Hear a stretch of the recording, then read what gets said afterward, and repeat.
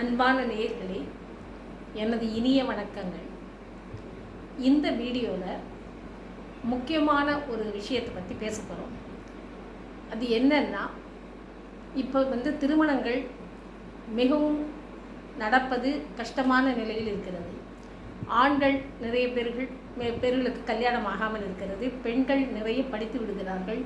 நிறைய காரணங்கள் இதற்கு சூழ்நிலையாக அமைகின்றன.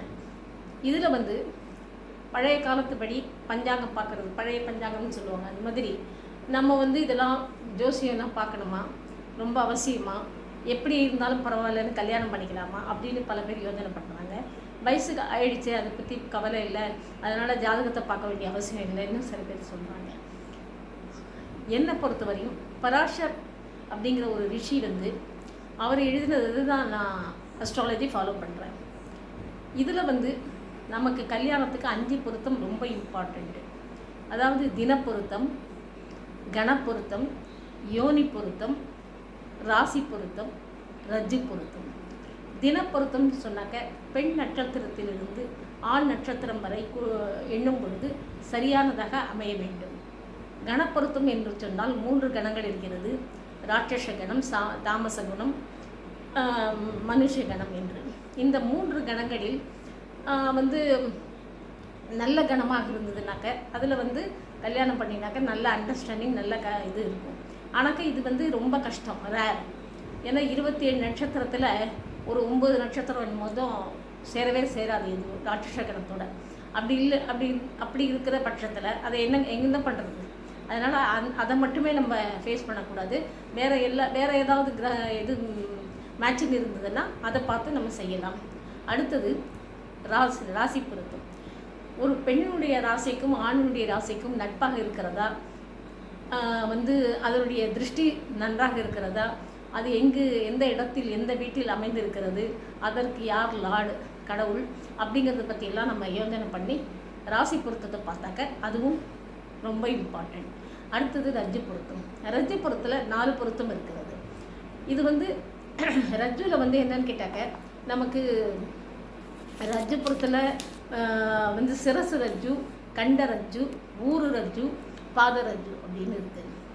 இந்த கண்ட ரஜ்ஜு, ஊரு ரஜ்ஜு இதெல்லாத்தை விட சிரசு ரஜ்ஜு அப்படின்னு நம்ம பார்க்கும் பொழுது ரொம்ப கேர்ஃபுல்லாக பார்க்கணும். கண்ட ரஜ்ஜு, சிரச ரஜ்ஜு ரெண்டும். ஏன்னா இது கல்யாணம் பண்ணினாக்க யாராவது ஒரு ஸ்பௌஸ் டெத் ஆகிடுவாங்கன்னு பராஷர் சொல்கிறாரு. ஸோ உதர ரஜ்ஜு அப்படின்னாக்கா புத்திர தோஷம்.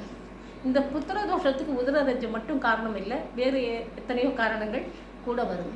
அதே மாதிரி பாத ரஜ்ஜு அப்படின்னா பிரயாணத்தில் தீமை, ட்ராவல் பண்ணும்பொழுது ஏதாவது அசம்பாவிதம் நடக்கக்கூடிய வாய்ப்பு இருக்கும்.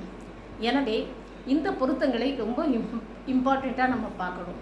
அடுத்தது சஷ்ட 6க்கும் 8க்கும் அதிபதி. அவங்க 2 பேரும் 6லையும் 8லையும் இருந்ததுனாக்க பெண்ணோட ராசி பையனோட ராசி, அவங்களோட கம்பேட்டபிலிட்டியும் அவ்வளோ நல்லா அமையாது. அதுக்கு அனுகூல சஷ்டாஷ்டகம் இருந்தால் அதை மட்டும் நம்ம எடுத்துக்கலாம்.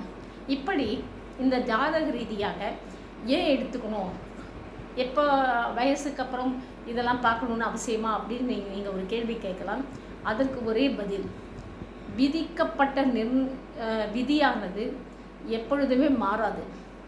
இப்போ நம்ம நிறையா நான் ரிசர்ச் பண்ணும்போது போஸ்ட்மார்ட்டம் நிறைய பண்ணியிருக்கேன் ஆரோஸ்கோப்பில்.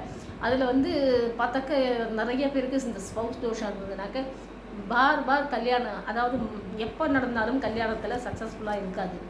அதே மாதிரி எந்த தோஷமான கிரகங்கள் ஒருவருக்கு இருந்து இன்னொருவருக்கு இல்லை என்று சொன்னால் அதுவும் சக்ஸஸ் ஆகாது. இப்படி நிறைய விஷயங்கள் இருக்குது, நிறைய காம்பினேஷன்ஸ் இருக்குது. Astrology is a big ocean.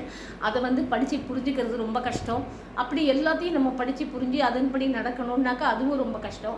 ஆனாக்கா அவ்வளவுக்கு போக வேண்டாம். எது ரொம்ப நமக்கு மெயினாக வேணுமோ அதை மட்டும் எடுத்து கொஞ்சம் நம்ம பார்த்துட்டு பண்ணினா அது நல்லது. இப்போ இந்த காலத்தில் இன்னொரு கேள்வியும் வருது. பையனை நம்ம பார்க்குறோம், ஜாதகத்தை பார்க்குறோம், ஆனால் அவங்க வீட்டு உறவினர்களை பற்றி நமக்கு தெரியாது. ஆனால் உறவால் தான் பிரச்சனை வருது அப்படின்னு சொல்கிறாங்க. அந்த உறவுகளால் பிரச்சனை வருதுன்னு சொன்னால் அதுக்கு ஒவ்வொருத்தர் ஜாதகத்தையும் நம்ம எடுத்து பார்க்க முடியாது. இப்போ மேலோட்டமாக தான் பார்க்க முடியும், சொல்ல முடியும். அதுக்கு தான் முன்னாடி காலத்துலலாம் பரம்பரை பார்த்து பொண்ணை எடுக்கணும், பொண்ணை கொடுக்கணும் அப்படின்லாம் சொல்லுவாங்க. ஆனால் இதெல்லாம் நம்ம வந்து இப்போ ஆராய்ச்சி பண்ணுறதுக்கு நேரம் இல்லை, இது பண்ண மாட்டாங்க. இன்றைக்கி இருக்கிற காலகட்டத்தில் இன்றைக்கி எப்படி வாழ்க்கை அமைதுங்கிறது மட்டும்தான் அந்த பொண்ணும் பிள்ளையும் டிசைட் பண்ணுறாங்க.